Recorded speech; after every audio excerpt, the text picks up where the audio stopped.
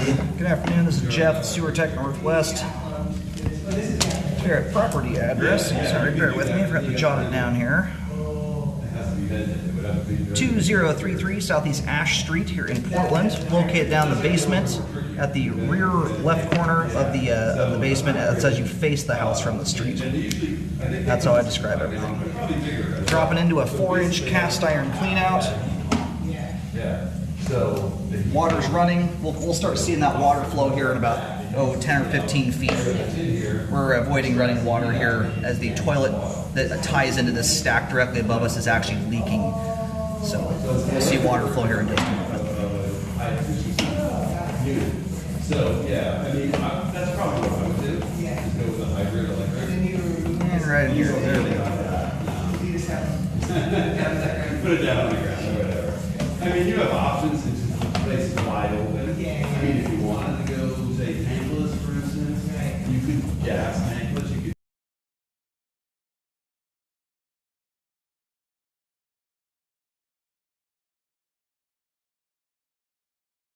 could. All right, we've got some updates. Fantastic.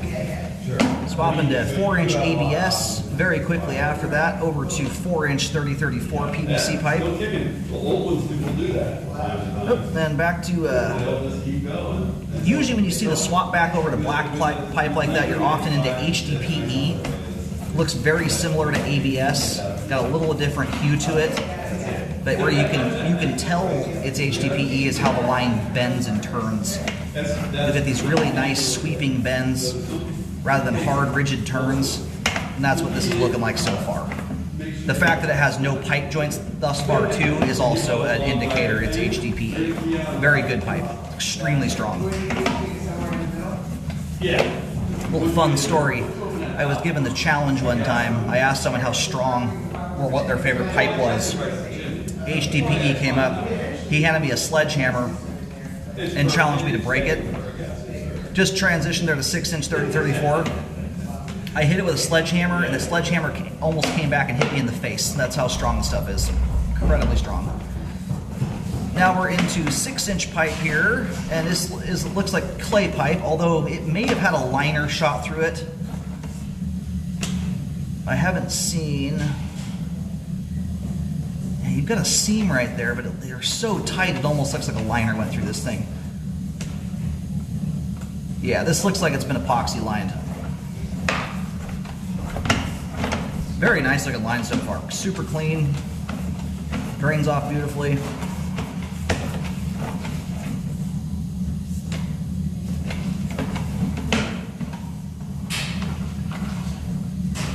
Yeah, and there's a little bit of a wrinkle in the liner right there. That's one of the ways you can tell it's been lined. The stuff is so old it's been stained, and it's kind of see-through. You can get some of that clay color showing through it, and or the rust from any cast iron pipe. So anyway, that's the main there at 106 feet, or 107 we'll call it.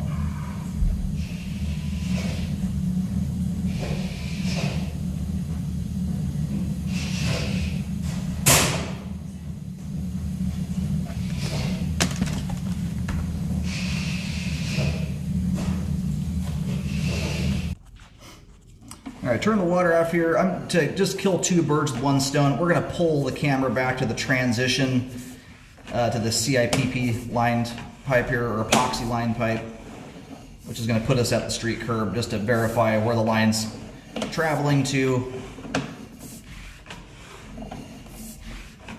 Verify which street we're going out to. Looks like the line's just running, or exits the house right around the front left corner of the home.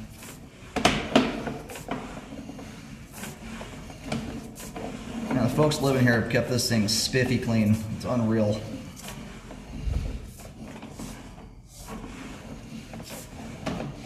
Like that tine right there is a city clean out. That's actually what they utilized. They installed that thing so they could shoot the liner into the pipe. All right, line's terminating out on Ash. Get a little reference point for that. If you go out in the near the street there, you'll see a little clean out cover where that tie-in is at. Kind of gives you an idea as to where things are. And we have a little bit of water shooting through the pipe right now. None of that water is standing there. It's all moving. But this HDPE pipe product is fantastic. When there are joints, they're actually welded. They use a plastic welder, so you end up with basically a continuous piece of pipe. They're very, very strong pipe joints. It's a really cool pipe product. It's crazy strong. I wish this stuff got used more often. There are not a lot of weak points to it.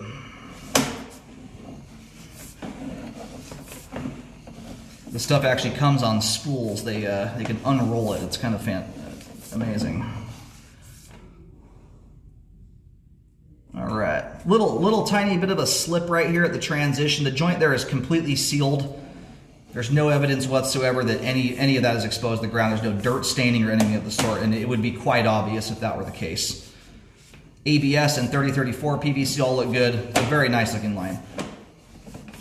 And then the cast iron pipe here, all this stuff has very nice slope and grade to it. I would recommend scoping it periodically. Nothing lasts for forever. In fact, at the start of the video, I'll probably get a shot of it here in just a second. You'll see how there's a little bit of a trough that's forming. Again, all that water is still moving. You can see it's trickling. The camera's kind of upside down at the moment. Water's at the top of the screen right now. You get a little bit of a groove that's just starting to form the cast iron. And the end result, if cast iron exists for long enough, eventually the pipe bottom will rot out if it sits in the ground for long enough. You are getting just the very infancy of that right now. So you should still have quite a lot of life left in this stuff, but you want to keep an eye on old cast iron so that you don't, if you want to update trenchlessly, not that everyone does want to, but it allows you to not miss an opportunity to do a trenchless style repair. You just don't want a line to wear out so badly that it opens up to the ground and starts sucking dirt through it, and that's where you end up with hydro erosion problems and the line settling.